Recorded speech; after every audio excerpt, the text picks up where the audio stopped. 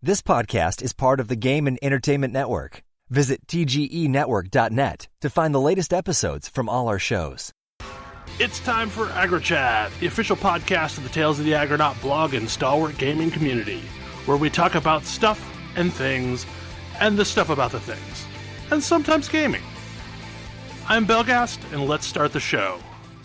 Hey folks, it's that time again, time for another episode of AggroChat. This is episode 161. Tonight I'm joined by Ashgar, Grace. Hello. Kodra. Howdy. Tam. Hello. And Thalen. Hey there. Now I have closing time stuck in my head, and our listeners won't have a clue why. It's you only have yourself to blame. Own fault.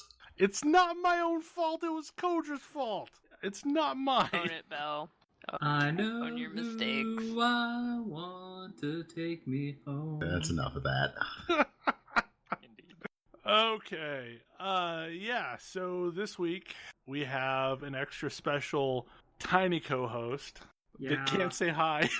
Yeah, he can't really say hi, but he can wiggle and he can squirm and might at some point interject loudly. Okay. Just wanted to give our listeners fair warning if that ends up being the case. So today was the opening day of Stormblood Head Start. And boy, is it an MMO launch. I'm so hyped.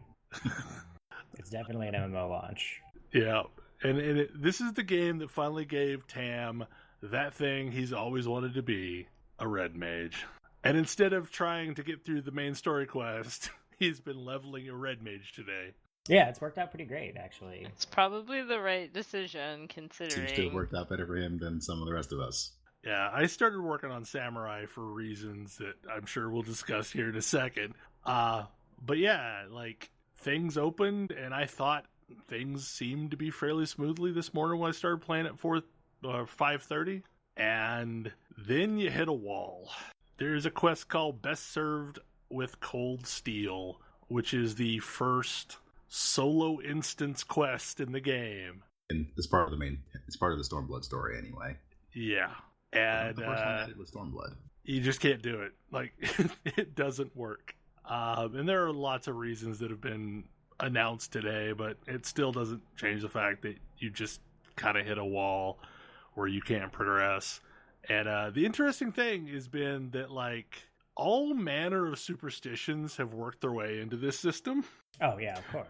And it feels like the whole ancient Cyclops thing in EQ, when there's an absence of information, people make up stories. So earlier in the day, not so much now, but earlier in the day, we had these massive lines where people just lined up to take their turns turning in the quest, and they were fighting with the people that were rushing to the front and just not caring that there was a line. It's been an interesting day. So and I think I've we're decided while recording this podcast that I'm going to keep trying this quest and count how many attempts I have. And probably it will be small, because every time you fail at it, you get kicked out and have to sit in a several thousand person queue. This is a new development, though, as of like the past hour or so. Yeah. Previously, you could keep trying and you'd get an error and it would return you back to standing right outside the start of the quest. And all of this is actually preferable to what was happening this morning when people first started trying to do the quest. If they tried to skip the cutscene, it would basically lock them in some kind of pseudo state, and they couldn't interact with NPCs at all until they had logged back out, logged back in. So, I don't know, like, there's been lots of different states of this situation all day long, and I'm sure somewhere someone is having a super bad day. Oh, yeah. So, I have not even gotten to this because I work today. But I am on, like, the main story quest. I'm curious. I think I just got a bit of dialogue where it was checking a flag to see if I had ever used a glamour prism. Really? I just got a... I didn't notice that. Glamour prisms can be used to do all sorts of things. I don't suppose you've ever used one. What am I talking about? Of course you haven't. That was not the line of dialogue I got. No, that was not a line of dialogue I got. The game is throwing shade on you. Oh, yeah. It's really Maybe funny. I don't care about my appearance as much as everyone else. Like almost all of my gear at that point was glamored when I talked to that person. So I think I got a vastly different one. It's one of those side dialogues. It's not required for a quest, but one of the main NPCs is just hanging around, and you should always talk to the NPCs, especially if you don't have to. Yes. Yeah, the less you need to read text in FF14, the better that text probably is. I'm finding the relationship between Anor and Hori Boulder to just be hilarious. Anor cracks me up. I'm sorry, I'm still stuck on the fact that you've not used glamour prisms, and meanwhile I'm leveling a job that I don't even want to play, just so that I can have all the screenshots have me wearing this fantastic hat that I love. We might play this game for different reasons. Like, Just a little. I'm running around on a samurai that I've already recreated a samurai bunny Belghast on that class. Looking good while playing is the true end game. Eventually something is going to make me give up this Ultima chess piece, but until then. I mean, all in all, like, okay, so other than the horrible game-breaking bug, I like what I've seen of the story, which admittedly isn't a whole lot, and I kind of dig the zone. The game did deliver on reducing my button bloat. I completely love the current state of Warriors. It doesn't feel any different, but I got a lot of nice stuff, like quality of life things. I'm pretty salty about Summoner, but whatever, I'm not playing Summoner anymore. I couldn't tell you how I feel about the healer changes because I haven't gotten far enough to get to an instance where I could tell you what it felt like. You might guess that I'm cranky about this, and you'd be right. I had a clue. I think an inkling. I think we've all kind of gone through the stages of acceptance throughout the day. I mean, I woke up at 5 o'clock this morning and played before work so that I could not be completely behind. And it turns out I'm still not behind, which I guess is great. You got your wish. It doesn't feel so great. It doesn't really feel so great. Yeah, at this point I was kind of hoping that like we would have more to talk about Stormblood. Oh man, I can go on and on about Red Mage if you want me to. Like, somebody should say something positive, because I don't have anything good to say right now. And I don't just want to say bad things. So I've been playing Red Mage for like 10 hours now. Most of the day so far. Most of the day. If I hadn't gotten booted just now, I would be dinging 59. Red Mage is amazing. Like, Red Mage is not just the class I've been hoping for in Final Fantasy. It's the class I've been wanting to play in an MMO for like 10 years. It's incredibly, it's not the kind of thing that everyone will love, but it is a thing that I love dearly. And I'm probably not playing any other DPS class ever again. Like, just straight up. It combines like 5 or 6 of my favorite things. I get a sword, which is, I have a weapon that I actually care what it looks like in this game for once ever. But it's got this really, really clever mechanic. When you proc an instant cast spell and you get to like fire off a normal spell and then immediately follow it up with an instant spell, and it feels really good to do that. I don't know if anybody else plays classes that does this. Oh, this game only has Black Mage that does that. Oh. You're the only person on this podcast who plays Black Mage. Well. But in other games, free spellcasts are nice. Yeah. Anyway, that is the entire mechanic of this class. Is I alternate regular spells with instant spells, and it feels amazing. And then when I've done enough of that, I dash in, cut people with my sword, and then backflip out, and it's amazing. And I keep all of the utility. I not only keep all of the utility I had as a summoner, but I get even more. Like, it's so good. I have a legitimate healing spell. I have a legitimate group damage buff that synergizes really well with my own combo finishers. I get a battle raise, which I would never ever. I mean, Ash and I joked that I was gonna just have to give that up if I was gonna play Red Mage. But no, I don't. P.S. healers in our group, I'm gonna have a battle res again, which was super handy when you were playing summoner. But yeah, I can spot heal, and it's not utter garbage. Like I basically have cure. It's not, cure is not exactly the best healing spell ever, but better than any other DPS classes get. Yeah. Or like from running around with it in Palace of the Dead, it like really feels like this Swiss Army knife of a class, but that can also still put out a ton of damage. Yeah, and the thing is that it's a Swiss Army knife without me. It doesn't feel overpowered. It just feels like I have a lot of tools. There's some really glaring weaknesses. Like I don't really have. Well, my AOE is garbage. Like it exists, but it's garbage. What do you mean by garbage? I mean, the best I can do is spam a 2-second cast. Well, I can basically spam a 2-second 200 potency AoE. That's pretty good. I mean, that's not Black Mage good, but like that's as good as most classes get for AoE. I was about to say, that's way better than what Dragoon gets.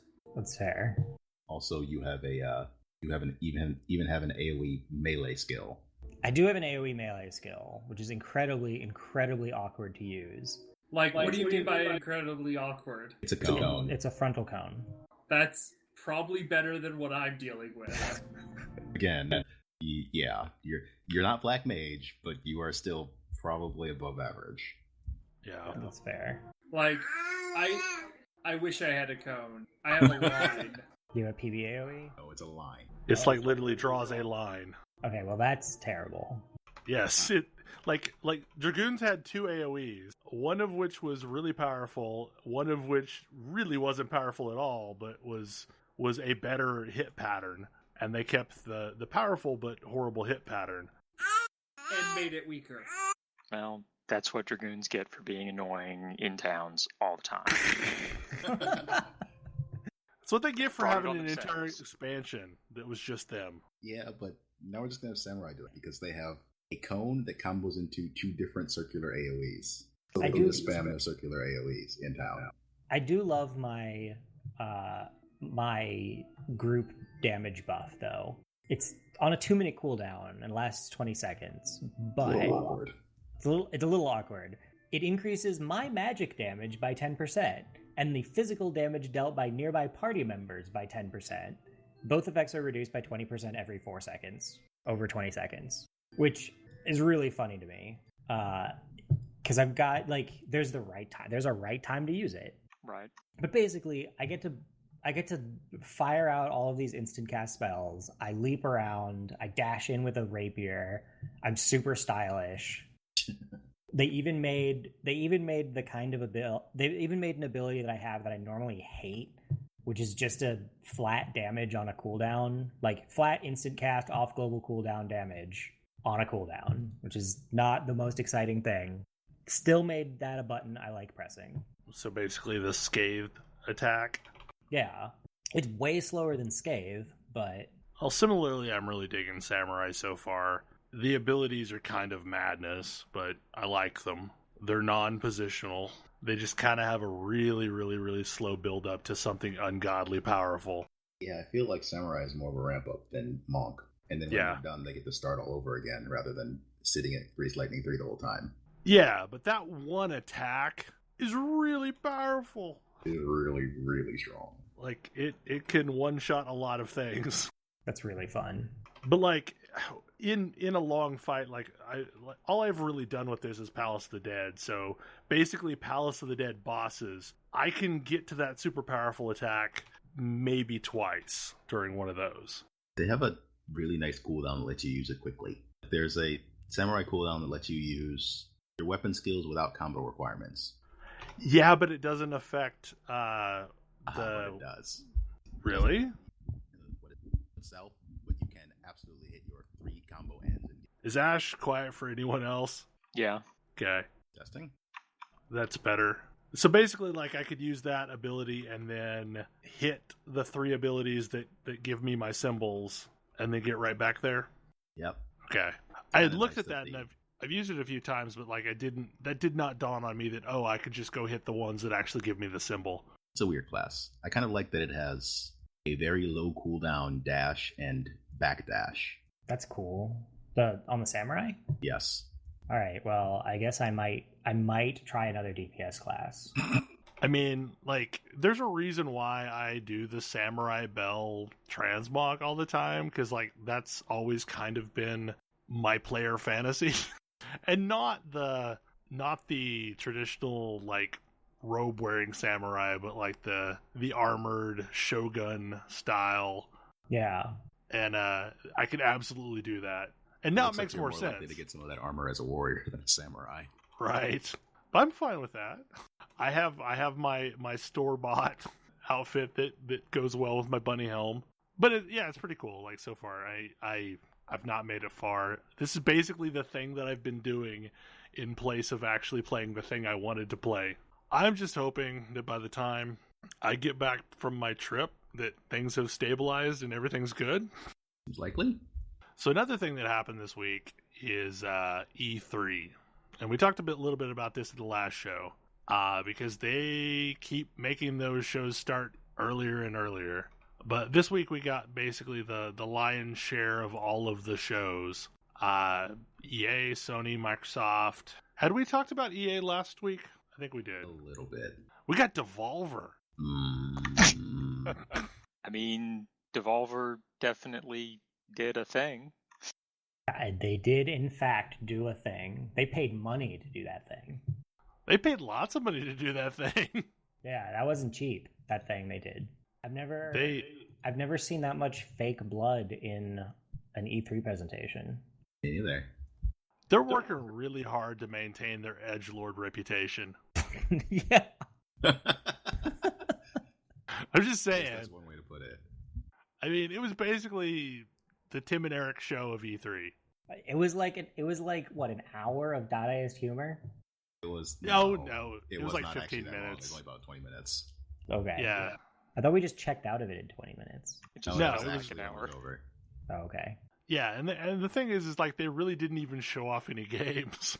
I found it funny, but I have a weird sense of humor, so I don't know. Like the Microsoft event when they showed off their super powerful Xbox that is named the Xbox One X. Why? I saw a great pineapple apple pen thing on that. The thing I posted with the Xbox box. No, I saw that one too. That was also great. Yeah, it's the Xbox One X, in which they're promising native 4K and not any of that checkerboard trickery the PS4 Pro is using. Except to get this, costs $100 more than the PS4 Pro. I'm not still think sure who this thing is for. I don't either. Like, and I think the big problem is folks have quickly realized that, oh, hey, for the $500 price tag of the Xbone X, they can get an Xbox S and a PlayStation 4. Yeah, which is hard to, like, you have to be really devoted to that, and you've got to be really devoted to that, and you've also got to really, like, I don't even know, you've got to really want to use that to its fullest. I have no idea who that's for. I'm with Ash. People who really, really want to play. I don't even know what the Xbox, like, killer app is at this point. If you have a gaming PC, did not announce anything that was not also coming to PC. Yeah, because there's that too. Yeah. I mean, it just makes more sense to put, like, so if you wanted to do 4K gaming, take that $500, put it into a really nice video card, and put it in your PC, and you're good. I guess if you already have a humongous 4K TV and really, really want to play your games on your humongous 4K TV. And that's the problem for me, is like, I don't have a 4K TV, and if I get anything that's 4K enabled, it's probably going to be a monitor first. I mean, I feel like they led with the announcement of the hardware, and sure, it's probably worth that. And they probably are still taking a hit financially on the unit, selling it at that. But it doesn't seem... Sure, it's a bigger, better version of the PlayStation Pro, but the PlayStation Pro isn't doing great either. But I will say, like, as a whole, I thought the Microsoft conference was pretty good. Like, I felt like they had a lot of interesting things to show off. We saw a new Ori and the Blind Forest. Well, Ori and the whatever. That is, even in the trailer, is 12 sads out of 10. It's at least 13 if you finish the first game. I am super pumped about State of Decay 2, but I'm probably the only one of us super pumped about State of Decay 2. Except for man, I was actually really pumped about State of Decay 2 because and this is the start of a theme of E3 for me, but I was really pumped about State of Decay 2 because I felt like the thing that the original State of Decay was the ability for me to play with my friends. And like, you know how I feel about zombie games. I don't really love zombie games. But I played like 2 or 3 hours of the original State of Decay, and my takeaway was, okay, I don't love the theme of this game, but the game is pretty fun. And if I could like hop in this and play it with like a handful of people, it would be incredibly neat. Because it would be like, go out, group it, like sort of like group Minecraft, but higher fidelity and more and like, I don't know, akin to the fun of playing group Minecraft. Yeah, so the problem, I think, that trailer that they showed did not do a good job of showing off that game. No, that's like the most generic zombie game ever. And I know it's not. Like, I've seen enough other stuff about the game, and I had heard that it's going to have some form of multiplayer. And those are all things that they should have highlighted, not just shown another let's kill the zombies game. Because like the game is about going off and finding survivors and then keeping them alive and trying to build a community while also fending it off from zombies. Like, that's traditionally what it's been. And the first one was very much we're building the game we can afford to make. And it felt that when you're playing it. Like, it did a lot of cool stuff, but it could have gone so much further. I mean, and it was a fledgling studio, first game from them. I think largely self-financed, released on Xbox Live. So I could understand the limitations. And this time it was like, I felt like they were trying to build the game that they really wanted to build the first time. But man, did they not do a good job of giving any reasoning to think that's true. But that said, like, I'm still super interested in it, but not from what was said at E3. No, like I'm still into it in concept, but yeah, their E3 showing did them no favors. So last night I guested on another podcast, and this came up over there. And Crackdown 3, I swear in the footage that they showed last year that game looked way better than it did this year. The game they showed last year, I don't actually believe exists. Because we didn't hear from it in the past 12 months. Yeah. So it was probably just a demo that they mocked up. Likely. I've never played a Crackdown game. Are they good or? Yeah, they're really, really fun. Or at least Crackdown. I didn't play the second one. Crackdown 1 was super, super fun. Probably the thing that didn't interest me and now sort of does interest me is Anthem coming out of the Microsoft conference. And I've just got to say, the fake voice chat thing really drives me insane. Like, Division did it, and a couple other games have done it. And all the while I was watching the Anthem trailer, I was just having flashbacks to the Division release trailer or the reveal trailer. God, yeah. Because it just felt like the same. I mean, I feel like that's probably going to be a super interesting game, but I mean, it's still multiple years away, I'm sure. So here's my take on I waffled back and forth on how I feel on Anthem. And I think ultimately here's my take on it. Apparently Destiny is a genre, which is not a huge surprise. But I also feel like the Destiny genre has not had an unequivocated success. Yeah. To justify its existence as a genre. Well, in truth, I think the genre started with Borderlands, the looter shooter genre. And it wasn't necessarily a MMO-ized version of it, but I think that's kind of Diablo with guns and going off on missions. Yeah. Well, and I feel like Destiny is trying to break off from what Borderlands was doing. And I don't think it's super succeeded. Like, I think it succeeded at some other things that Borderlands didn't even try to do, and actually does those things rather well.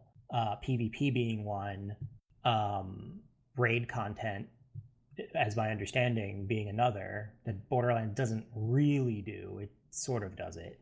But but like I'm not sure that we've hit a place where I can say I'm interested in this genre, or I think that we've got good examples of this genre. So the two, like, Destiny has an atrocious story. At least it did at launch. And if I am interested to see what Team BioWare can take this genre and if they can tell a story in it. Well, yeah. What came out of this week is that Drew Karpyshyn, however you pronounce his last name, is leading up the world building and story for Anthem. And that immediately makes me way more interested in, or at least thinking that something interesting might come out of this. Yeah, I mean, this is BioWare's A-team, so we know that much. They're definitely putting a bunch into it. It's a great big wait and see for me. Sure. Yeah, I refuse to have feelings about this game at the present time, one way or the other. Yeah, like, the thing about it is that, for me, it's the fact that it's BioWare and that they're really emphasizing that they're telling a story with it is the thing that has prevented me from ignoring it. Like, it's put it on my radar, but it's not like, oh, I'm super psyched about it. I feel like I can ignore it safely. After all, it's at least 3 years off. Yeah, I mean, it's a long ways off. Yeah. Well, and like, I had been saying 3 years, and then I went back and looked of when they announced Division and when Division actually launched, and yeah, it was pretty much 3 years. Oh, yeah. So But Division was not a game when it was announced. It was a pretty picture when it was announced. I gotta say, the Metro Exodus trailer looked great. I've never played a Metro game. I feel like I should. They're kind of a more story-driven Fallout, but a Russian Fallout. Okay, pause. Yes. So, I've played Metro 2033, I want to say. And It's the first one, right? Oh, is it? Yeah. Maybe that's my problem. That may be your problem. It was a dull, uninteresting rail shooter. Yeah, no. Metro Lost Light, and then the redos of the two Metros. Yeah, I have both the Reduxes. I haven't actually played them yet. Yeah, I mean, what I've heard is that the first Metro was exactly that. Like, Metro 2033 was a dull rail shooter. And then after that, it's like they, I guess, figured out how to do stuff and have upgraded since then. Yeah. My only fear is, like, you can't really tell anything from that trailer because it was a very scripted path. Like, it was perfectly timed, perfectly scripted, so that doesn't tell us anything about how open the world's going to be. There's rumor, though, that a large chunk of it's going to be set on an above-ground train, kind of along the Snowpiercer style. And that makes it way more interesting to me, because I love the movie Snowpiercer. I heard that movie was really good and never had a chance to see it. It's a weird movie, but it's a great movie. Yeah, I've heard it's weird, but awesome. That's about all I can really think of from the Xbox show that really stood out for me. Minecraft in 4K did not make me care. Okay, I have to say, that was a beautiful looking Minecraft. It was. It definitely was. But here's my problem with what Microsoft is doing with Minecraft, is they've basically splintered Minecraft in that they have the Windows 10 client that doesn't support modding, doesn't support anything other than stuff purchased through the Microsoft shop. And then there's the original, still somewhat kludgy Java client that lets you do all the interesting things that made Minecraft really cool. So it keeps feeling like they're trying to slowly cut off the ability to do a lot of the interesting stuff in Minecraft. Well, yes, because there's no money in it for them. Yeah. I mean, I do like the idea of having Minecraft in that all of these different platforms can play together on the same servers. So that if you're on an iPad or if you're on a Switch or if you're on a PlayStation 4 or on a PC. Not a PlayStation 4. Well, that's true. PlayStation 4 is walled off because they don't want to play. I'm shocked that the PlayStation versions of Minecraft are still getting updates. I'm not, but I am. I don't expect them to get any more after this. Yeah.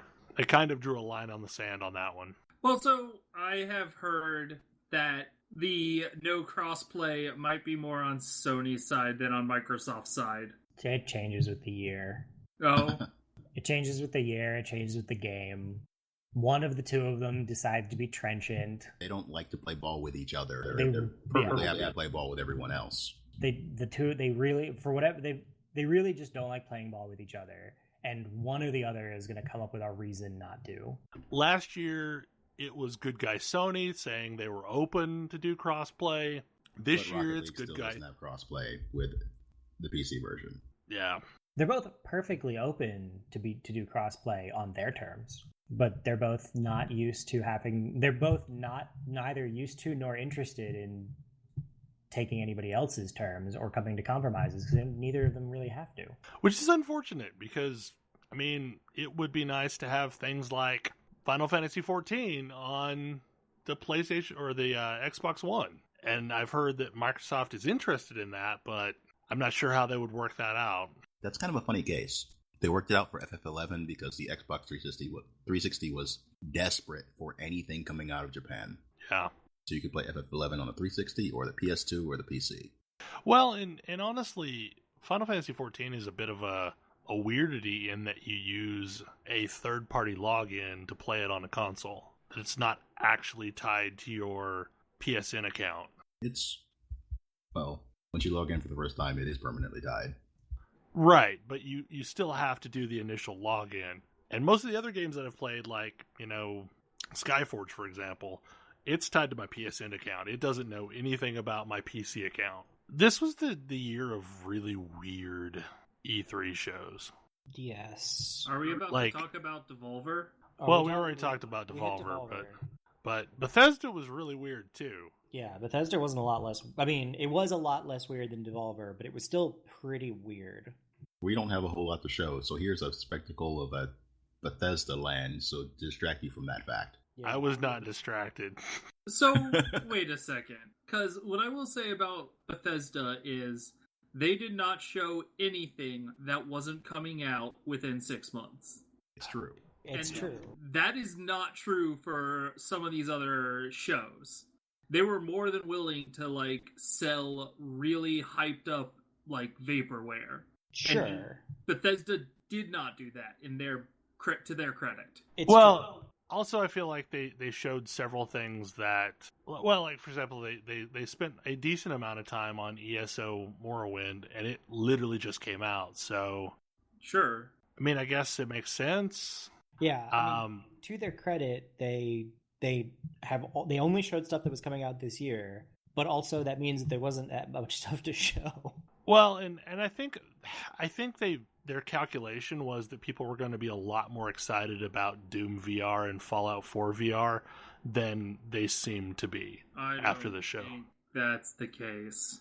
I don't know. They kind of they led with that in a slot that is usually I don't know. Maybe I don't understand the psychology of E3 shows, but you usually don't lead off with what you think your star attraction is going to be.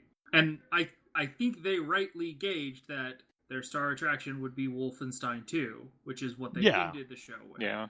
Now, Evil Within 2, I've never been more frightened of milk. Okay. I mean, I don't know who that game is for, but I hope they enjoy it. That is some serious lore continuation of the Evil Within 1. It looks like you would be completely lost in that game if you weren't familiar with the first version. It is for all 5 people who love that game. Didn't that game actually sell pretty well? It sold fairly well, but it didn't review very well, so... Oh, well, maybe I don't know anything. I haven't played it, but I'm not a horror genre player. I've started it a couple times, but it's very much a throwback to the Resident Evil era, or the Silent Hill era, back when we didn't really have a lot of great fidelity in how to control things. So it feels like it suffers a little bit. I mean, it's not very action-y feeling. It's more futzing with camera angles and things like that. So I don't know. I'm not doing it justice. It's a fun-ish game. I've not made it very far every time I've tried. I mean, Skyrim for the Nintendo Switch is, finally officially confirmed, and that's cool, I guess. I would probably play some Skyrim on the Switch. I feel like that's the Switch and that game are not compatible experiences for me. Yeah, I'm in a similar boat. I don't feel like I'm going to be doing very much of that. Yeah, but for both of you, how likely are you to restart Skyrim at any given time? It's happened a few times. Okay. It's a very restartable game. Yeah, if I really don't have anything else to play, I usually fire back up Skyrim or Fallout New Vegas. I mostly feel like playing any of those games on any console is a bad idea because then you don't have access to the debug console for when things break horribly and mods. Speaking of mods. Yeah, the Creator Club. Paid mods, round 2. Let's see how it goes this time. Whatever. Yeah, I'm sure it'll be a big hit. So here's the thing: is I don't think it's going to be any more successful than any of the other attempts for paid mods because functionally it's still going to be greatly locked down in what you can do with it. They're super restrictive inside of Skyrim Enhanced. You can download mods directly into your game, but they're super limited in what you can actually put in there. And most of the big popular mods that add lots of features aren't in there. You can't find them through their system. So you still have to go to Nexus Mods and grab them that way. And I feel like the Creator Club content is going to be similarly locked down. Okay, so this is a sword, and you were limited in uploading a model and a skin, and that's all you can do with it. Or this is a new piece of clothing. I just based on what I've seen so far, it seems like it's going to be a very, very limited offering. Because, a lot of what they've said is that they would guarantee that it's going to play nicely with all of their mods and it's going to play nicely with all the other mods in the community. And in doing so, you're kind of limiting the scope of what you can actually put up there and guarantee that it's going to work. And a lot of the not total conversion, but the things that add entirely new chapters, those take some tweaking to get working. I'm just not sure how successful it's going to be based on the immediate backlash they're getting. They were one of the big drivers between paid mods on Steam, and that backfired horribly. Yeah. It's entirely possible they'll bowl through and it'll actually work this time. We've all seen where the $10 horse armor ultimately led, but I would be surprised. There's a... The thing, though, is that mods take a lot of work. Yeah. So it might be nice if we actually had some sort of system in place so people could be paid for the work they do. Yeah, that's my hope. I'm just not sure if this is that system. I think that there's a way to sell this system. It's not what they did, but there's a way that works. What you do, and the reason that it's not what they did is because it takes a lot of time and a lot of risk. But basically, you find a handful of really, really well-loved, well-developed mods. Your big scope things. You find those people and you say, hey, if I gave you $10,000 or whatever, pick a number that's relatively minimal for you, but represents an immense amount of investment for a single random person operating out of their bedroom. Take that and say, here's some seed money to plus up your mod. And do this with 20 or 30 mod developers.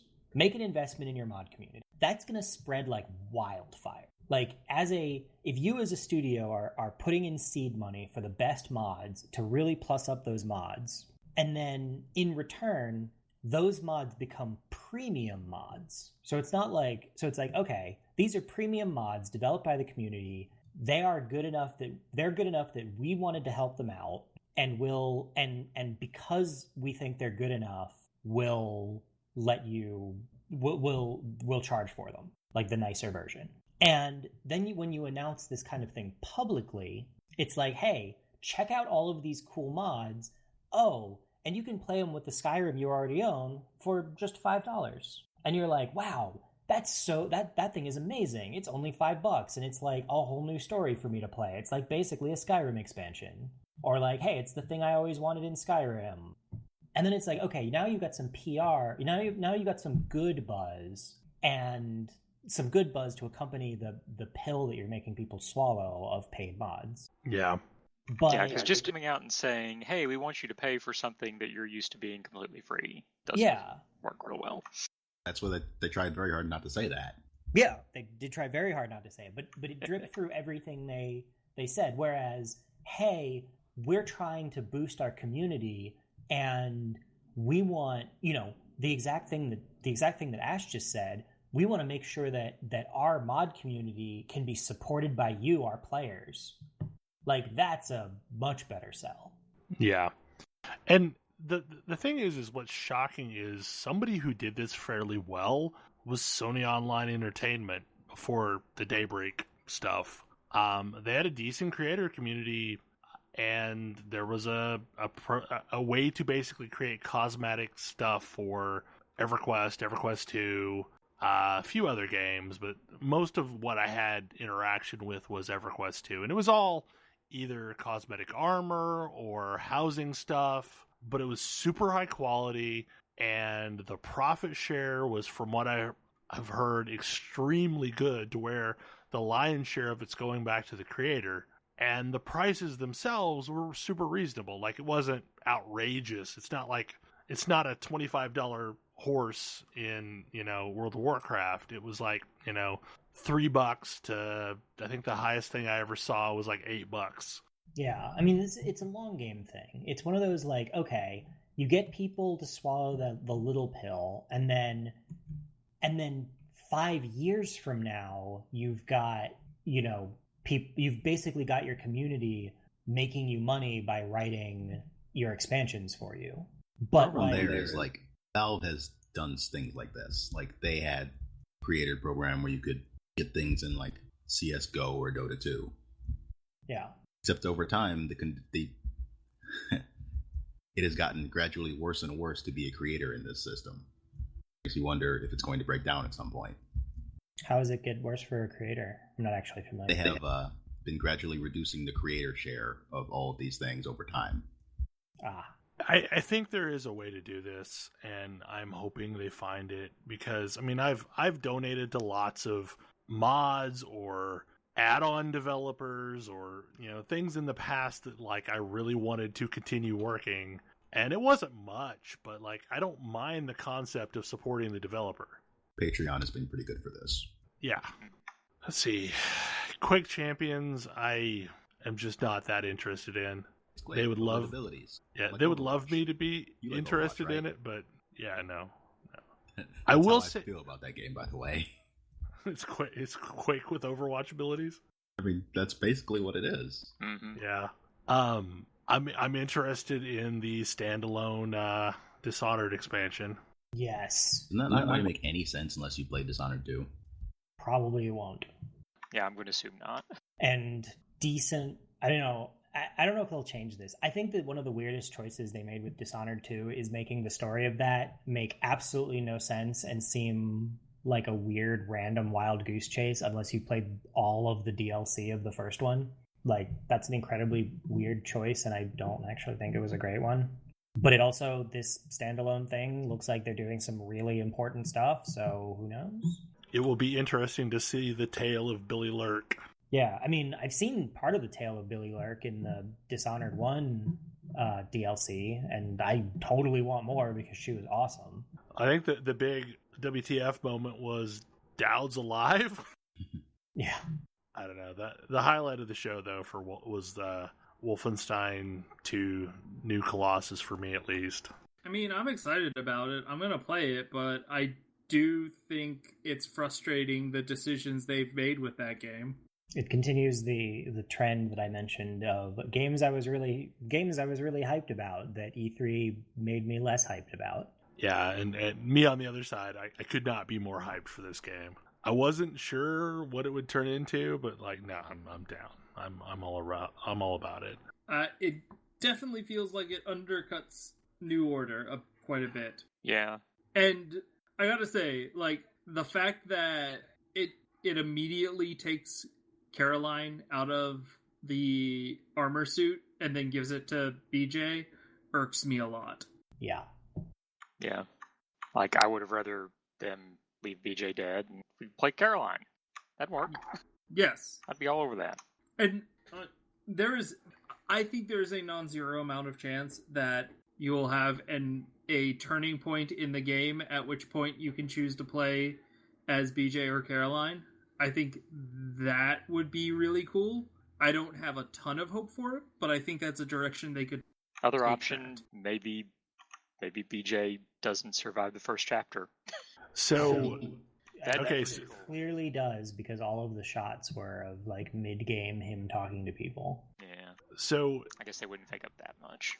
there's some stuff going on in the trailer that people have. For Metal Gear Solid 2. Yeah. There's stuff going on in the trailer that people have broke down. Like, okay, so in the very first scene, you see this cat that has been grafted. Their head has been grafted onto the monkey. Yeah, weird cat monkey thing. Yeah. Then there are several shots that people have shown and like stopped the video and highlighted that basically late in the game, BJ has this metal ring around his neck about halfway down. So people are thinking that maybe that's just the head of BJ grafted onto another body. I mean, you do apparently start the game rolling around in a wheelchair. So, So maybe he didn't actually survive as well as we think he might have.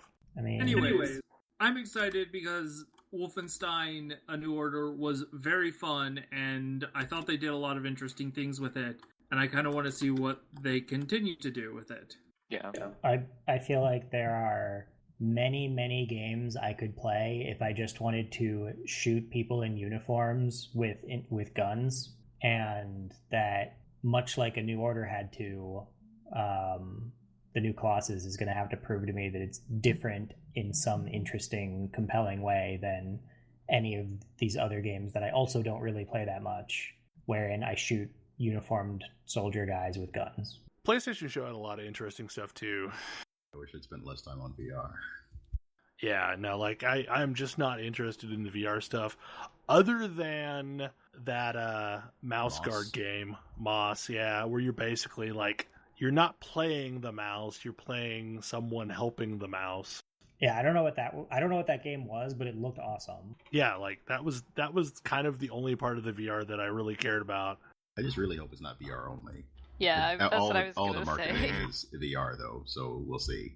I sure hope that it is not restricted to VR. Yeah. I'm actually curious, do we know what VR platforms Fallout and Doom VR are coming out for? Is it just PC? Or are those also going to potentially be PlayStation VR? So Skyrim VR is going to be PlayStation VR. Is it? Yeah, so like it was announced during the Sony show. It was one of the many games they talked about. So maybe the others will come to PlayStation VR? At some point, PlayStation VR might have enough games I want to play for it that I will get it. Because it also has the Psychonauts VR game. I do really want to play Rhombus of Ruin. And... Yeah, me too. Well, part of it too is like it has the right price, and around here, I've been watching Craigslist, and you can pick it up used for $200. I don't think I could even justify $200 for what is apparently a very short Psychonauts game. Right, I'm just saying, like, compared to the $600 to $800 to shell out for any other VR option, yes, that's finally starting to get it into the realm of possibility for people. I feel like across every extant VR platform, there is probably just about enough games for me to consider it worth it. But no single one has enough for me to justify it. Yeah. Microsoft has no plans to invest in VR, and I'm not sure they're wrong. Well, VR has not been doing terribly well in general. No. I mean, like, the PlayStation VR, from what I understand, is actually selling okay. Enough for them to create a couple bundle packages. But, I mean, I feel like that's price is the reason.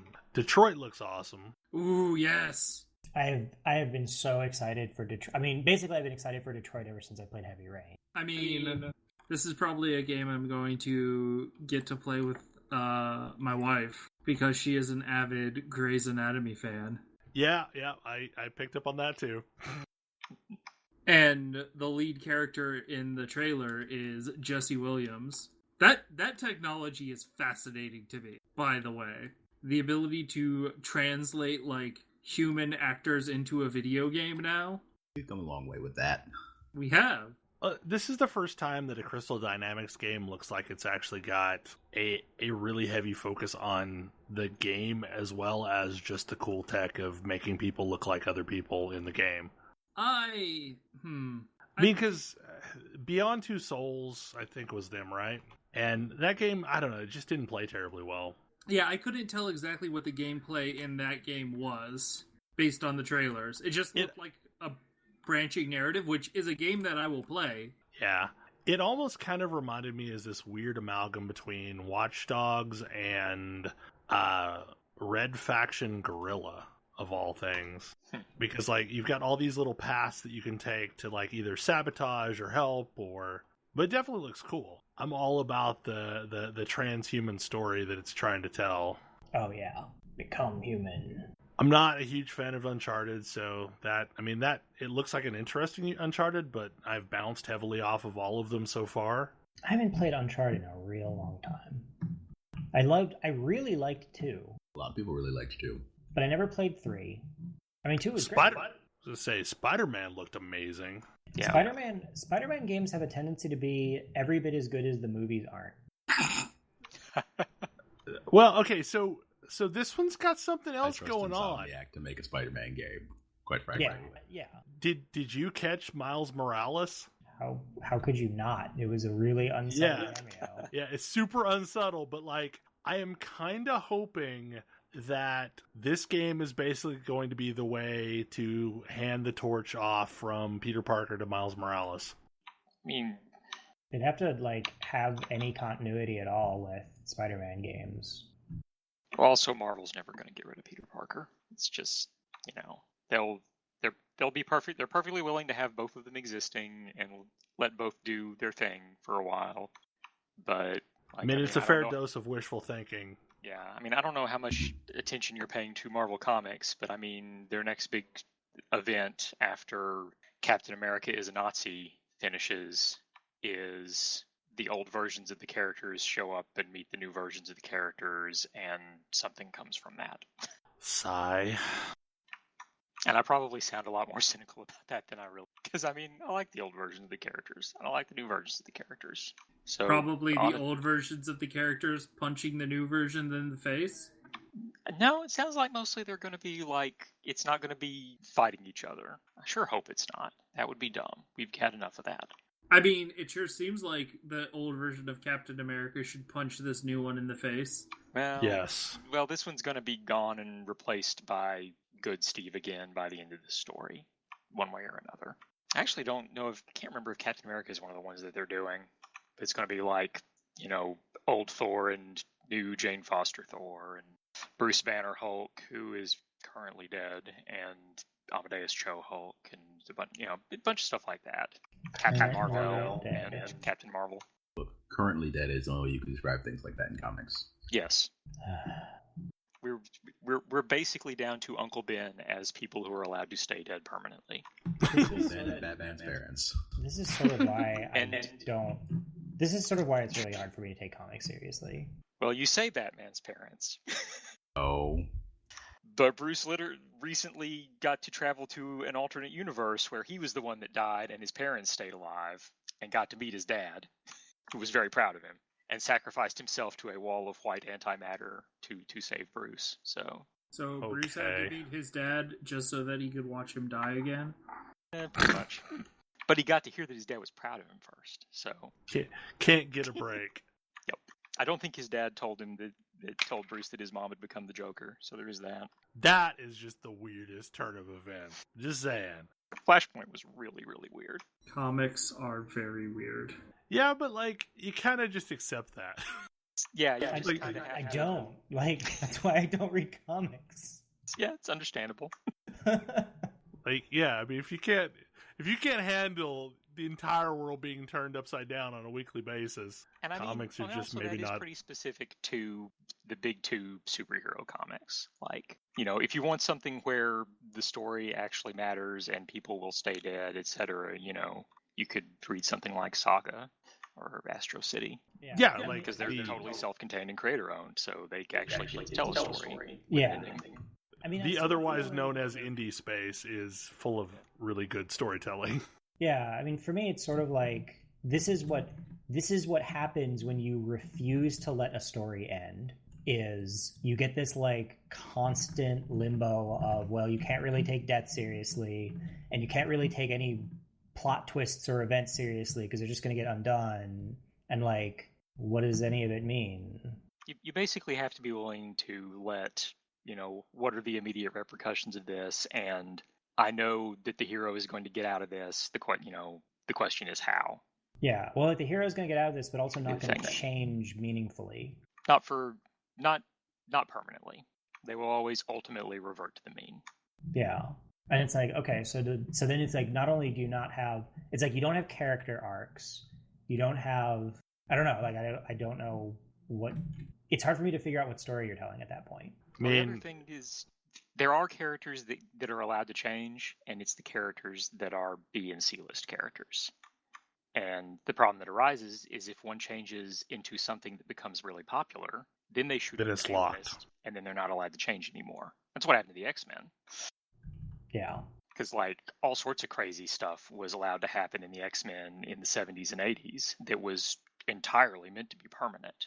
And then in the 90s, the X-Men became super popular, and, you know, then it was over. I mean, mainstream comics are basically the radio serials of the past. Yes. I mean, they're little episodic content that may have some connectivity back to other content, but for the most part, they're little self-contained stories that you can't necessarily take for granted that any of those elements are going to stay the same. And I mean, for me, it's just, these are characters that I like, and I want to go see, I want to watch them go on another adventure. Yeah. And I'm okay with the fact that that adventure may end up being nonsense and it may not affect anything else, but I got to go on one more ride with these characters. Well, the nice thing, wrapping back around to the Spider-Man game, which does look really awesome, the nice thing about video games is they tend to reside in their own little pocket continuity where things can be done that tell a story with a start and a beginning, and they do have the opportunity, if they want to change things. Yeah, I guess the thing that I've never understood about comics is why pretend that all of these things are continuity? Like, why not tell 30 different, completely unrelated Batman stories? Why pretend that they're connected in any meaningful way? Well, and they do to a degree, mostly because a large subset of the readership is only interested in stories that count. Yeah, but like none of them it's counts. Weird. Yeah, and yeah. Like that's the bit that I don't understand. It's like if you only care about what is canon, there isn't any. Like it doesn't exist. There is some for now, and then a year later it might be a little different. Yeah. Yeah, but like I don't know. I feel like, I mean, I've always liked, Alan Moore's take on it from Whatever Happened to the Man of Tomorrow. This is an imaginary story, aren't they all? Sure, but like you literally have like the last several years of Batman all pretending like all trying to very seriously say that everything that's happened is happened. Like nothing's changed, but all of this stuff has happened. Right. So like it feels like it's trying to have its cake and eat it too, I guess. Like we're not going to actually change anything, but like that's not how that works. Well, and that's part of why comics is a dying medium. Exactly. Like the best format for telling comics stories is give a creative the ability to create a animated series with it. It's kind of true. Because so we got things like Justice League Unlimited. Well, so Justice League Unlimited came from the adventures of Batman and did it start with the new Batman adventures? Batman started it. Yep. And then it started with Batman the Animated Series. Right. And Batman the Animated Series. And then through line we got Justice League. Well, first we got Superman. Superman. Then we got Batman Beyond. Then we got Justice League. Well, I thought, did Justice League come before? I thought Justice League came before Batman Beyond, but Justice League Unlimited. Okay. No, it did not. And Justice League, Justice League famously, told the final Batman Beyond story there at the end. Yes. No, that was Justice League Unlimited. Well, Justice League Unlimited. I mean, it's all one long through line, and so yeah. But it is all one long through line where things are permanent, things are changing, and characters get to develop. Yeah. Yes. Yeah, you actually do get character development. Because yeah, like I guess that's the thing that I was trying to get at with comics is like, if what you want is static, just another adventure stories, which I think are perfectly reasonable, but if that's what you're going for, why would you want continuity at all? Why would you not want essentially a radio serial? Because the fans like continuity, which never really, I mean, when continuity is happening, it's fun to watch, and then when it gets retroactively retconned, no one likes it, but it has to be done because stories become too bloated. Like, there is something neat about seeing, these characters, like the fact that, they all live in the same world and, they can interact, and things that happen in one character's story can affect another one, or you see the repercussions of it. Like, there is something neat about that. But it is extremely easy to go too far with continuity. Like, really what people want is consistency rather than continuity. But they tend to get the two confused. And I think it's even more than that. It's every fan has a thing that they love about a specific character. There's that too. And they want that thing to always be the case. And the entire world can change, but not that one thing. Yeah. Yeah, which I totally it's get. What the character was like when they were a teenager. Yeah. Or at least when they first, met the character and came to love them. Yeah, and it's like, I get why you could never do Batman you could never do Batman as hey, there's this, person who, this thief who steals a bunch of technology and uses it to fight crime. Like, you could have a story that is visually very similar to Batman, but wouldn't be Batman because that's not Batman's character. Like, I get that. And it just, I don't know. It seems like you could do some really, really interesting things if you were going to say, like, here's a Batman story. Here's a parallel Batman story. Here's another parallel Batman story. Well, and for a very long time, they were doing that with the Elseworlds series. I actually like presenting this as, like, this is this writer's run with this character. Like, yeah, but that's not how it's presented. Well, there are a lot of people who are like, I know a lot of people who really liked Gail Simone's run of Batgirl, and, like, that is a specific story that people go back to. And there's a lot of those examples where people will be like, when this writer was writing this character, that was a good story, and that's a self-contained story you can read and appreciate. Yeah, and that is becoming more and more, like, prominent. So they are sort of moving that direction. Yes, they actually are. Like Daredevil recently. Mark Waid wrote Daredevil for about 40 issues, I want to say, and it's basically a self-contained story with a beginning and an end, and like is really, really cool. And then when Charles Soule came and took over Daredevil, they kind of, from the one to the other, they shifted things to move Daredevil to where Charles Soule wanted him for his stories and how he's telling his take on Daredevil. And it's the same character, and the previous things happened to him, but it has a different feel to it, and it works reasonably well. I mean, the same is definitely also true for Nick Spencer's Captain America, which... I don't actually know anything about this. This is the one where Captain America is now working for Hydra. Is this the Captain America the Secret Nazi one? Yes. Right. Well, and I suspect Nick Spencer had the best of intentions in this story, but he's also really bad at Twitter. I honestly think that's the thing that really tipped it over the edge. When people started, like, saying, wait a minute, this isn't cool, he got very, very defensive, and it just snowballed from there. I have read a lot of very interesting positive takes about Nick Spencer's run. Yeah, there's some really good stuff in there.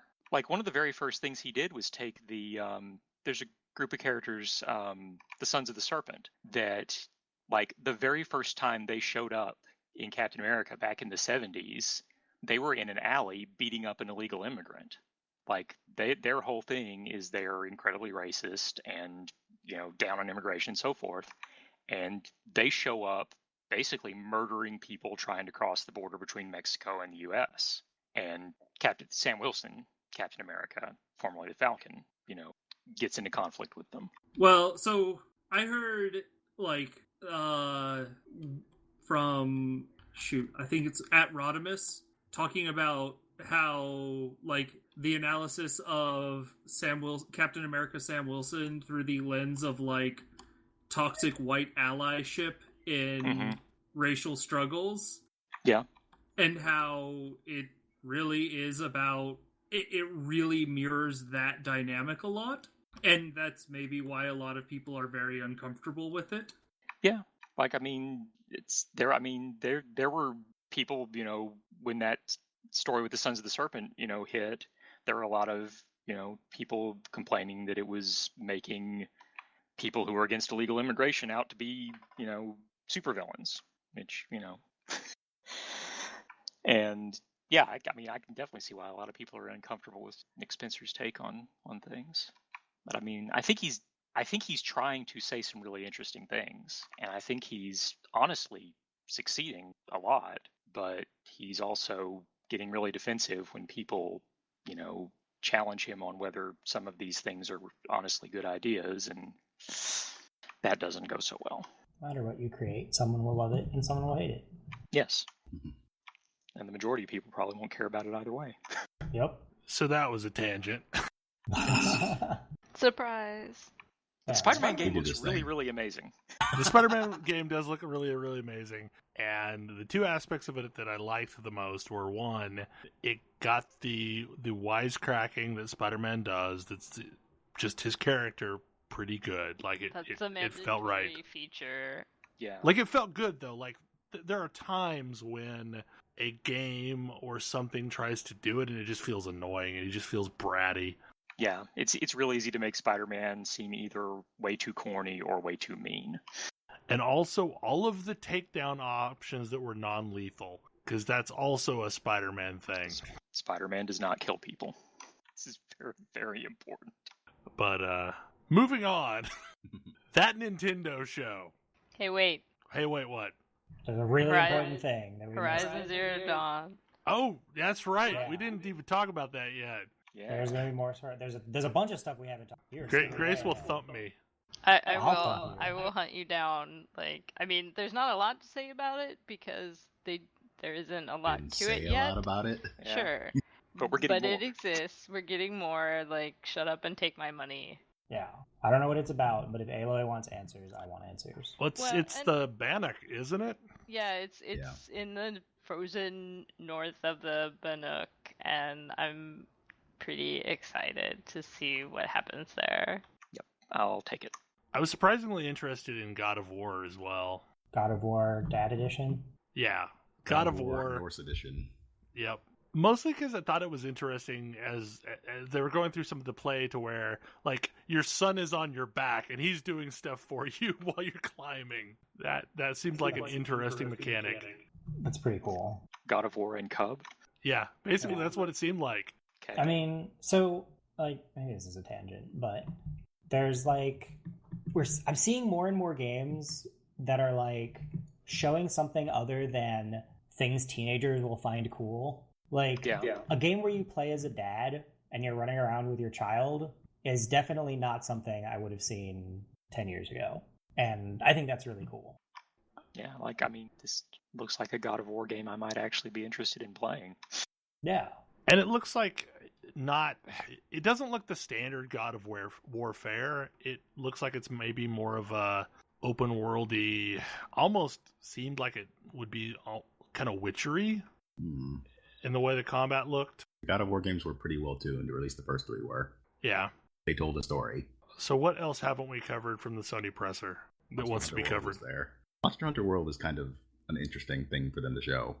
Apparently, a lot of people are really angry that it's going to be on that.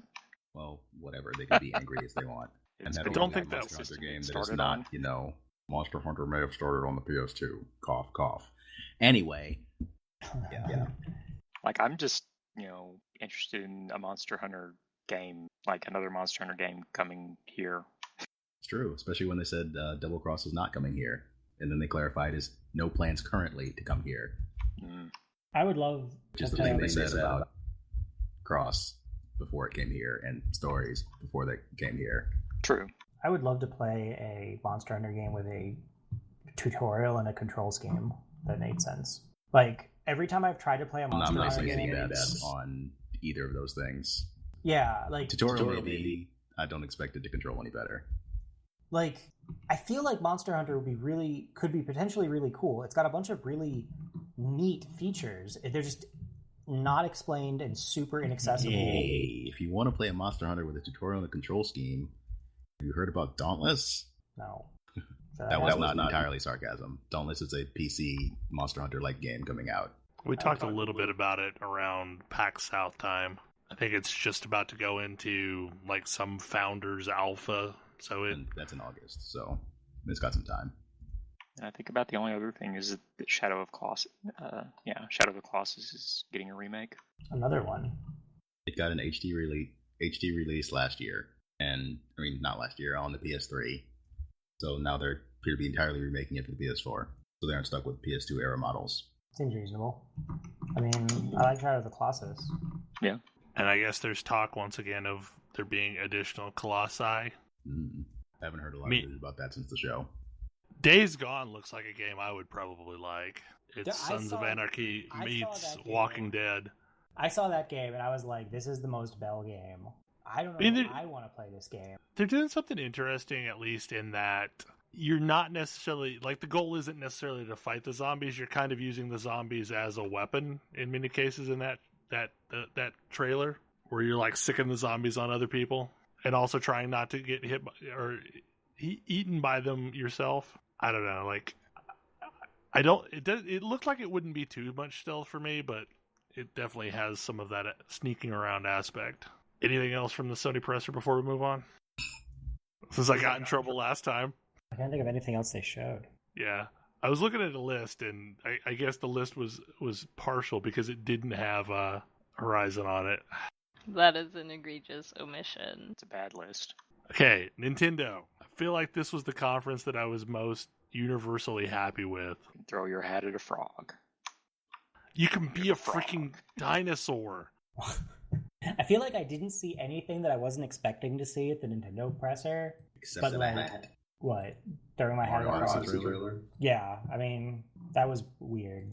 I don't know that it was necessarily outside of what I expected, I'll be honest. Well, Mario games tend to be sheer madness. Yeah. I did not anticipate Mario possessing people and objects and animals by throwing his hat at them. Did not guess that one. But Mario has outfits and hats that you can collect and look like anything you want, and that's amazing. I also did not expect Mario XCOM. I did not expect Mario XCOM. Oh, yes. I don't know how I feel about that, but it's definitely a thing. Yeah. Like, I can't say I'm in a hurry to buy it. I hear we're getting more Metroid. Yeah, that's been the thing I've been hoping for every Nintendo show, and I jokingly said Metroid or Riot before this one, and there's 2 Metroid games. Well, one of them you've probably already played. Yes, but I'm fine with replaying it because it was one of the best Metroid games. I loved the Game Boy Metroid Returns. At all. But it seems like they're doing a bunch of stuff that's interesting, like giving Samus a melee counter to like block things and such. Speaking of Metroids, and I don't know if we touched on this and I was away from the computer, but I am so ready to cry my eyes out at the new Ori game. Yeah, we talked a little bit. Yeah, it's... We talked about how the trailer was 12 sets out of 10, and We 13 sort of if you actually finished the first game. Yeah. We kind of skipped the Ubi pressing. We did. Yeah, Well, I don't think I'm going in chronological order, but oh man, that trailer. it just was a sucker punch at the end. The poor baby owl. The saddest owl. I don't know anything about Ori, but I know that owl is real sad. Yep. It's probably not going to get to be a happy hour owl either, is my guess. Spoilers, no. Actually, I take that back. More spoilers, possibly. Yeah, I mean, other than Mario Odyssey and oh my god, we're finally getting a Metroid game, I didn't have a lot to talk about at the Nintendo presser. I'll be more excited about Metroid Prime 4 when we know literally anything about it other than its name. Look, just the fact that Endless it's teasers. planned, I don't care. They've seemed allergic to Metroid. So, I They never have got good into reason to be allergic to Metroid after the last thing they did with it. It's fair. I never Other got into M. Metroid Prime games. Man, I loved the first and second ones. They're good. I liked them a lot. I heard they were good. I remember playing some of them. It was never a thing I got into. so It's go ahead.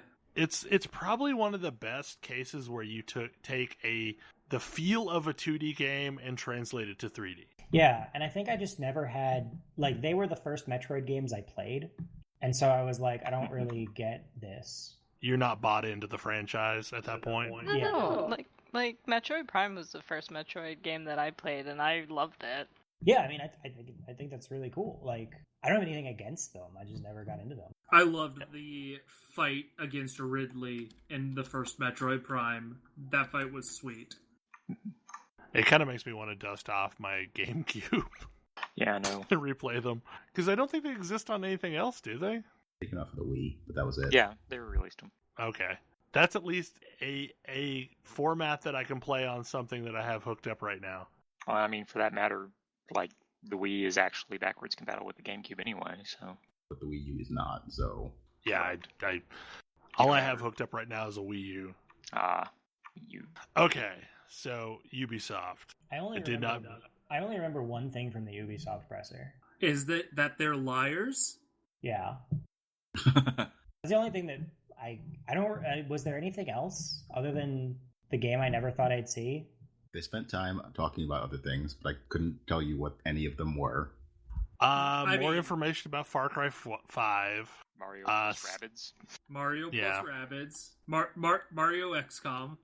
Skull and Bones, their tactical Their pirate game. PvP game. Oh yeah. It's like, you really liked the pirate part of Assassin's Creed, so here's a game without all the extra Assassin's Creed bullshit. Also, Assassin's Creed the action RPG.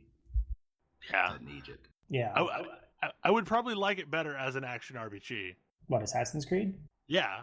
Yeah. I mean, the Assassin's Creed Egypt looks like it'll probably be fun. South Park Fractured But Whole looked like it changed a lot. It's not Like the surprising. interface looked completely different than last time we saw it. Unsurprising. That's, I think, really it. Like, the big thing, obviously, was Beyond Good and Evil 2. Yeah. They said that they were not going to show.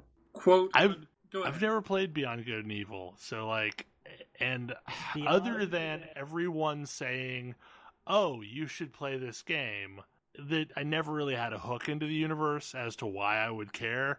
But if that universe is the universe of Beyond Good and Evil, Yes. that Yes. universe looks awesome.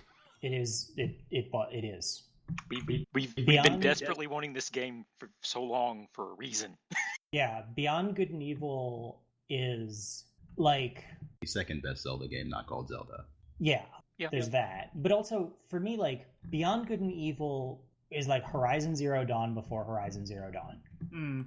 It was this really interesting game doing things that were really similar to stuff that we'd seen before, but in really interesting, creative new ways with an awesome main character. A lot of video game mechanics recontextualized.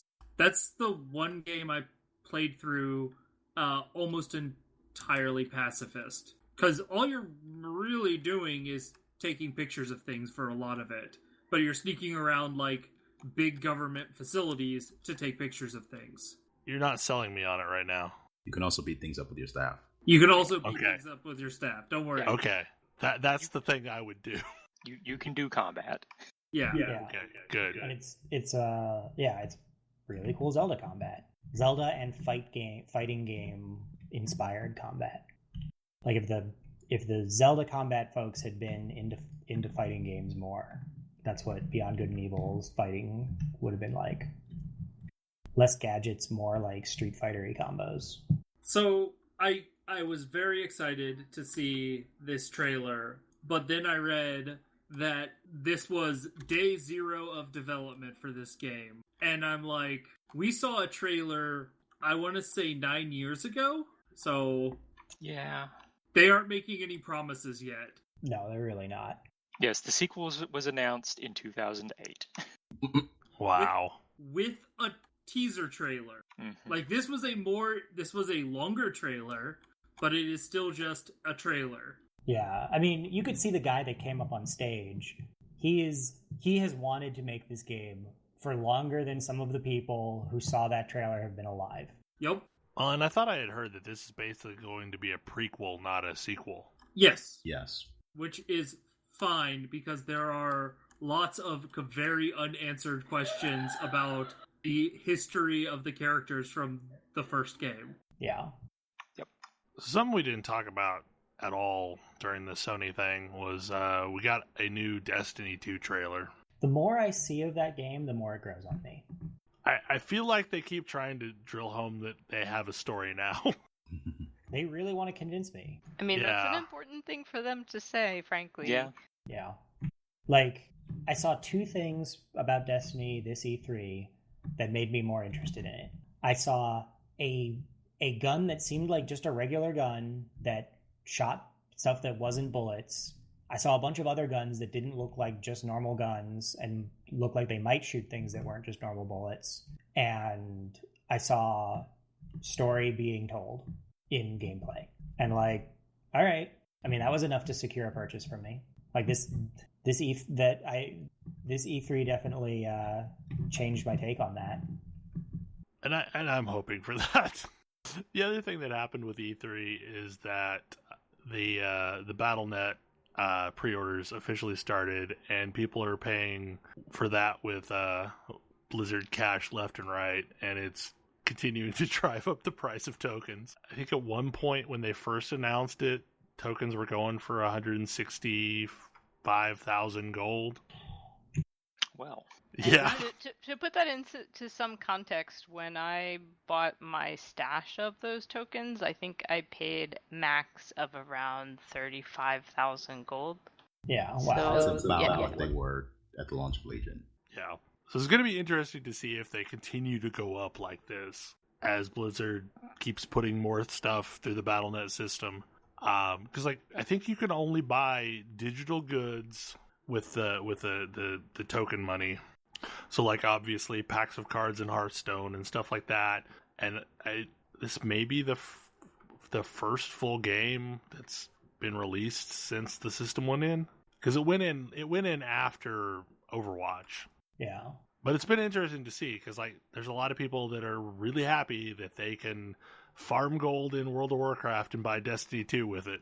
Yeah, I mean, I'm really pro having a way to turn money into time in whatever form that is, or vice versa. Like having a money time exchange rate.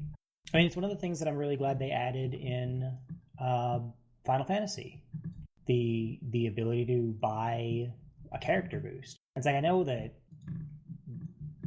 people don't like being able to do that, but like there are a ton of people I know who would never get into Final Fantasy because they know that it's just they would never catch up. I mean, we have a friend who's been playing recently who's still not caught up. He's like working his way through Heavensward content, and he's been playing for like 2.5 years.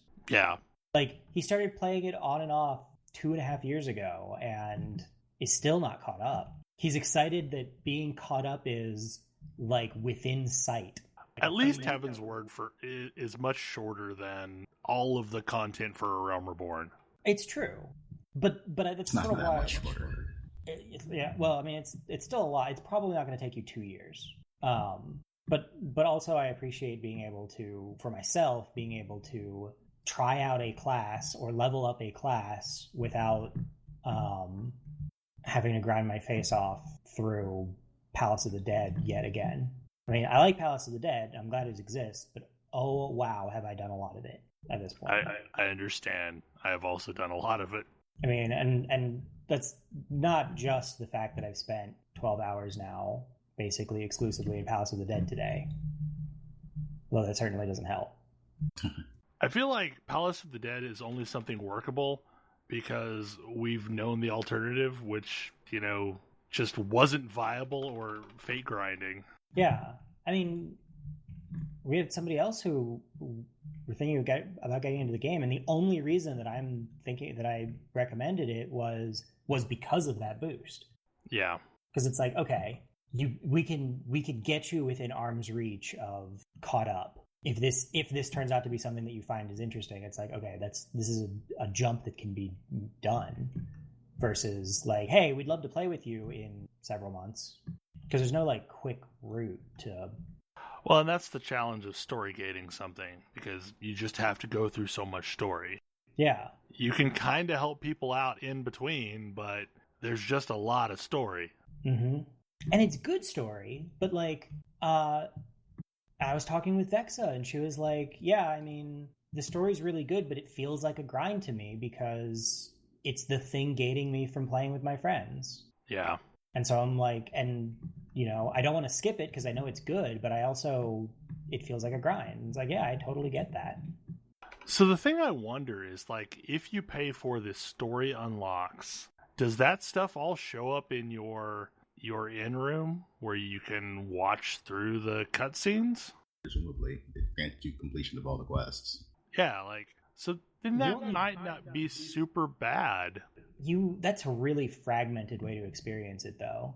Yeah. Because think about all of the times where you had a quest and it's think about all the times you had a quest and it's there's like a bunch of chatting outside of the usual thing.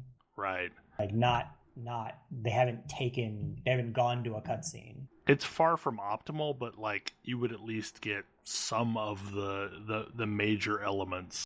Yeah. But I also kind of feel like at this point, anyone that really wanted to know what was going on, we could at least give them a functional Cliff's Notes version. Yeah, I agree. And I think that's what I like about it is it's like there is a point where I think Final Fantasy XIV story goes from kind of standard MMO fare, if nostalgic, to actually this is really good, to this is the best story I've played in an MMO. But I think that point is close to or after level 50. Yeah. One, it's not even the first couple of patches after 50. It's towards the end of the expansion. Maybe the midpoint. The midpoint. Yeah. Okay, so I think that for the most part covers E3. Any other things anybody wants to throw in before we move on to something else? I think that's E3. So I will say, overall, this year felt like a little bit of a letdown because all of the things that would be major announcements other than like Beyond Good and Evil leaked well ahead of the conference. Or at least we knew to expect it at the conference. And I feel like we're in this situation where they have to have something to reveal at every major show, and there's so many shows now. Because I'm sure there'll be another whole round of announcements at Gamescom in a month. And then after that, you get into PAX West. And so it makes me wonder how much they're now just holding in reserve so that they could talk about it at the next show. Wait, who?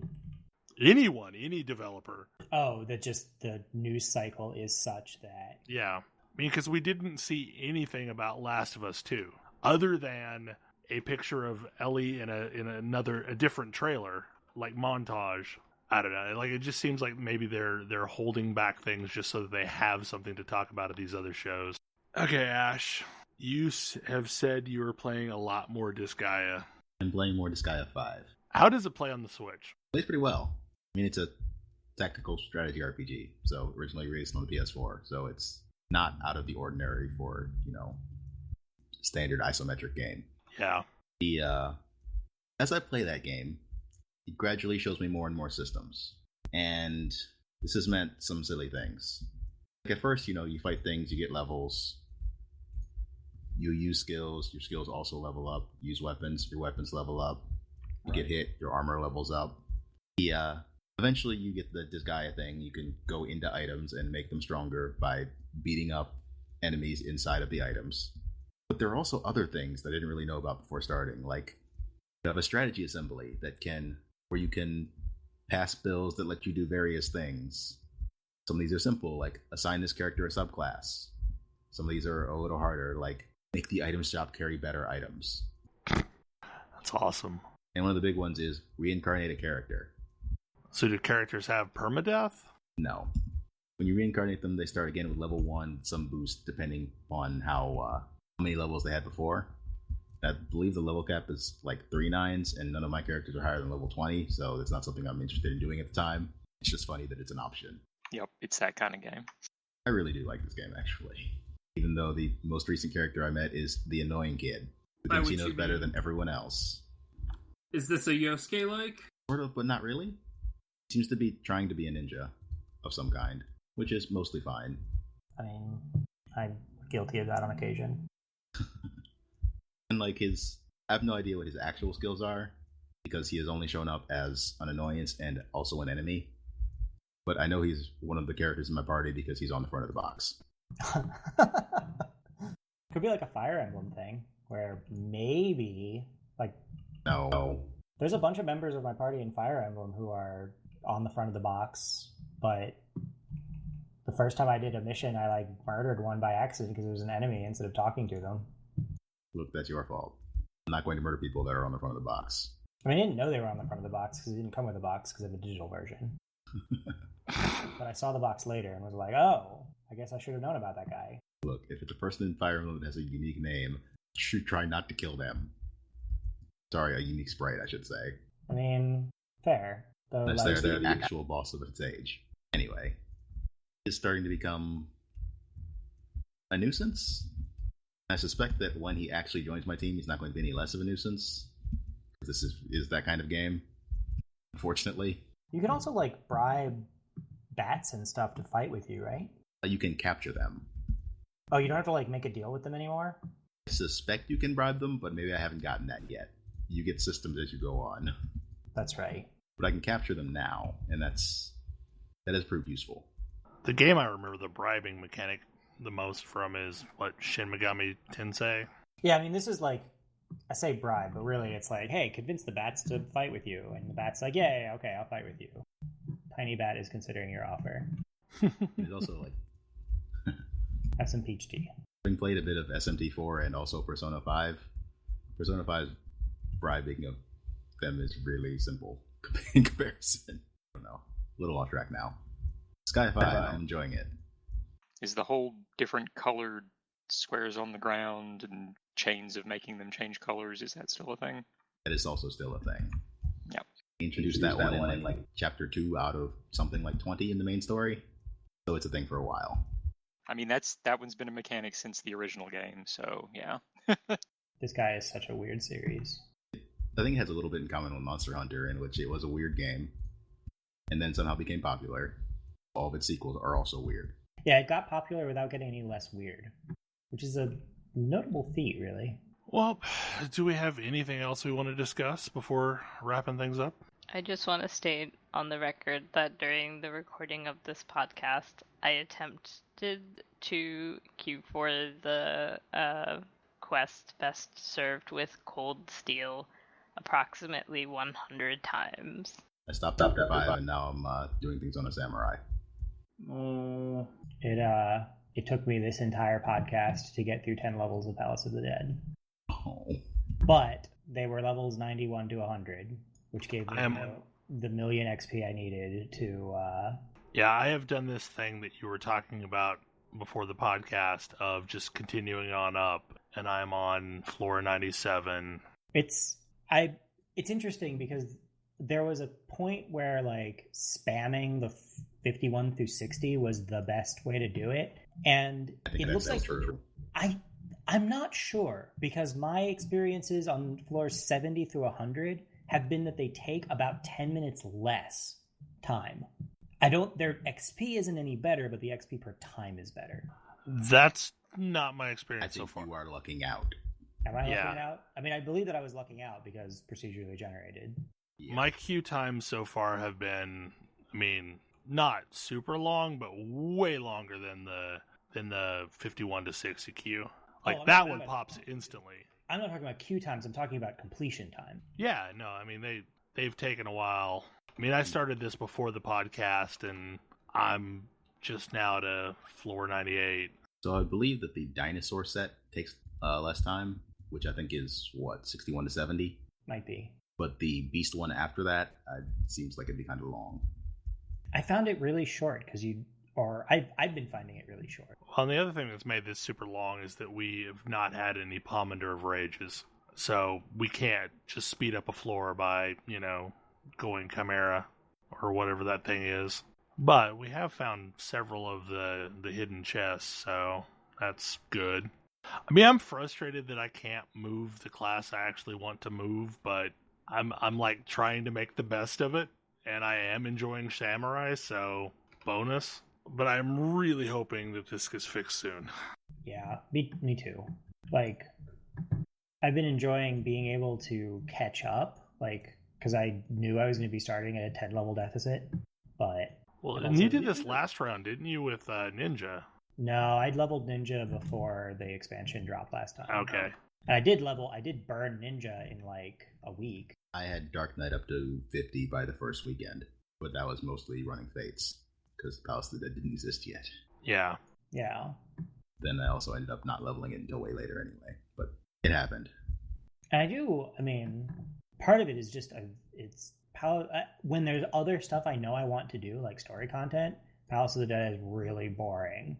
Well, and here's my frustration is, like, I don't want this to derail any goodwill this expansion has among people. Like, I don't want to go into a new expansion with, a tarnished experience. Yeah, I mean, I'm still super positive on the expansion, because, like, this sort of tedious thing that I've been doing all day is self-imposed. Like, if I wanted to play my regular class, I could play through story stuff and, get stuck and be frustrated, but like, I don't want to play Summoner anymore now that I can play Red Mage. I like Summoner, it was a good run, but Summoner was never really my class. I definitely feel like Samurai is going to be my DPS class, but... I am really interested in trying Samurai. It's weird. That's kind of why I'm excited about it. Yoshi P was right. It is closer in feel to Monk than Dragoon, but it's not very much like either one. But it's shares gear with Monk, so I might as well have it up a little bit at least. There you go. Yeah, I mean, Red Mage being caster gear is really easy for me. Well, anything else before we close things out? Anything. Okay. Well, hopefully you enjoyed the show, and please join us next week as we do our Game of the Month show. Subnautica. Subnautica. Good night. Good night. Night. Good night. See ya.